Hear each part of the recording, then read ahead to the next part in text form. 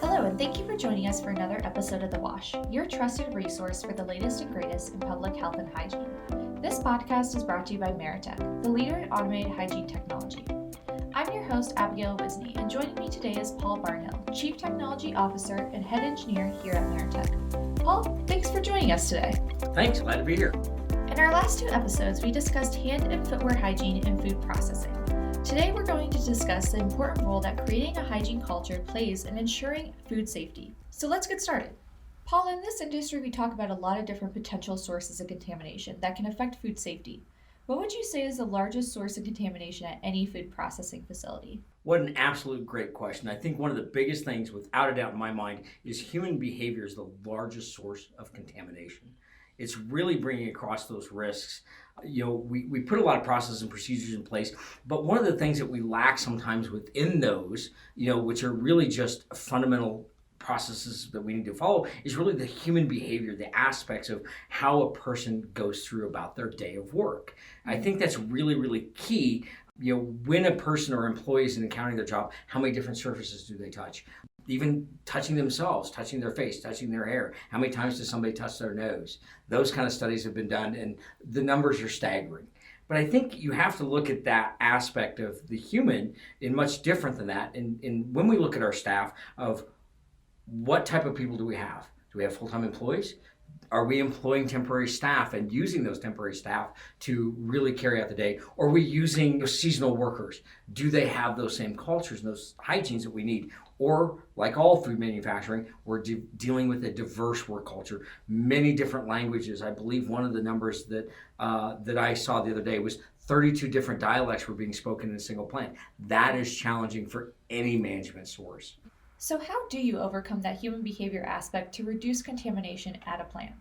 We produce a lot of procedures and so forth. And again, these are all mechanical items for compliance. But to me, it's about creating a hygiene culture.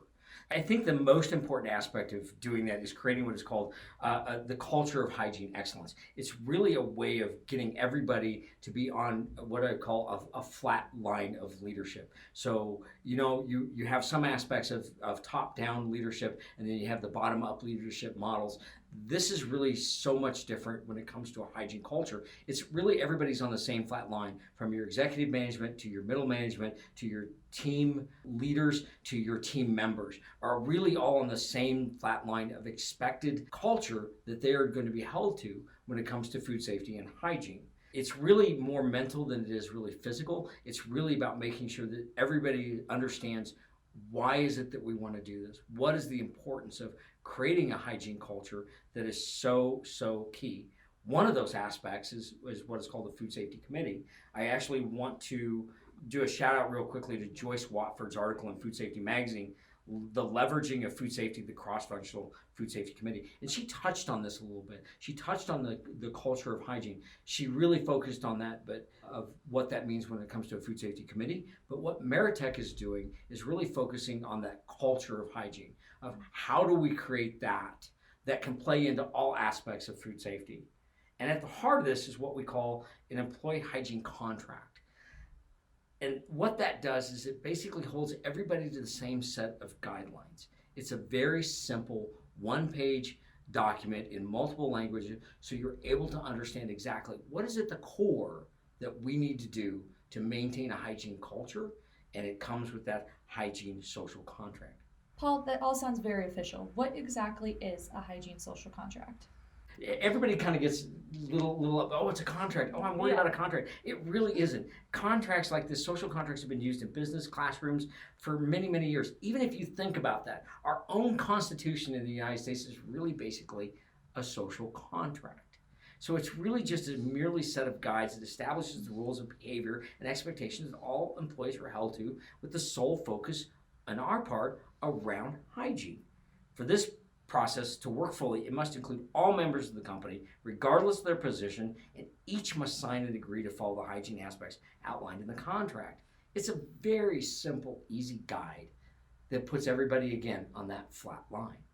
So I love this idea to have a hygiene social contract, but I feel like with a new employee, if you have them read and agree and sign this contract, it's really only one step of what needs to be a much larger onboarding process. Is that right? Absolutely. This is only one tool within this toolbox. This is really just a piece, but again, this is a pinnacle piece. Everything focuses around it. So when you create a hygiene culture, you really are creating a giant circle of culture, and then everything plays into it. And so the hygiene social contract is one.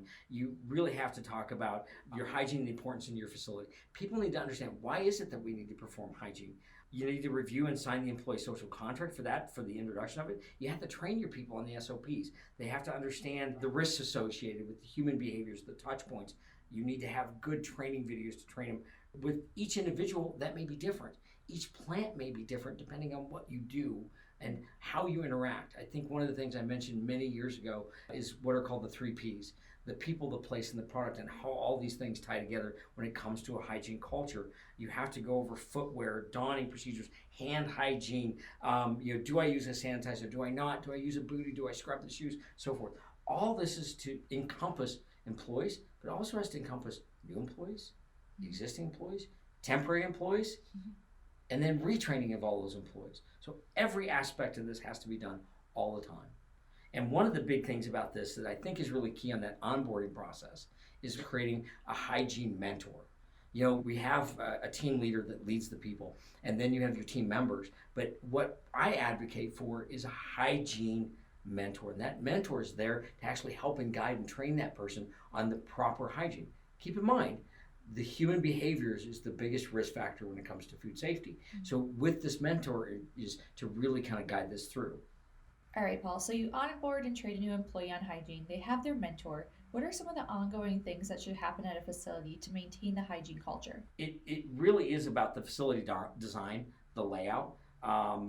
Operational flow is really key so that you make sure that people are coming in the facility the right way that they need to go, that you're not having missteps when it comes to food safety or to hygiene, or could somebody accidentally, when you have a backup of people, circumvent the process. These are risk factors. You have to monitor hygiene.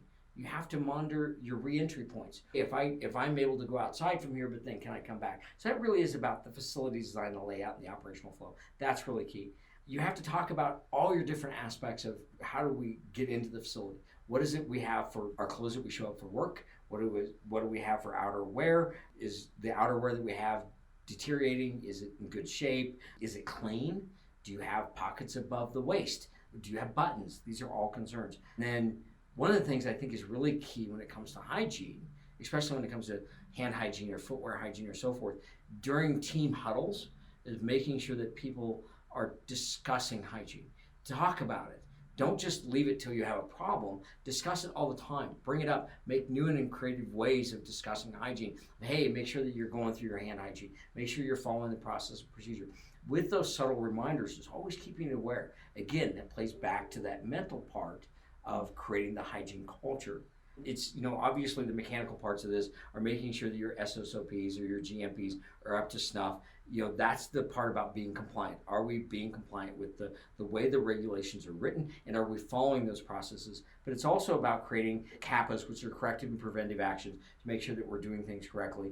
Visual training materials are key right now in every food manufacturing business. If you're not using visual training materials, you're missing out on a lot of individuals understanding exactly, again, due to the diverse work culture. And it's really about creating a committee that's focused, but it's about creating that culture. If you're not creating that food safety culture, if you're not creating that hygiene culture, you really are putting your people, your place, and your products at risk. Paul, thank you so much for sharing your time and expertise with us today. It was great to explore the topic of creating a hygiene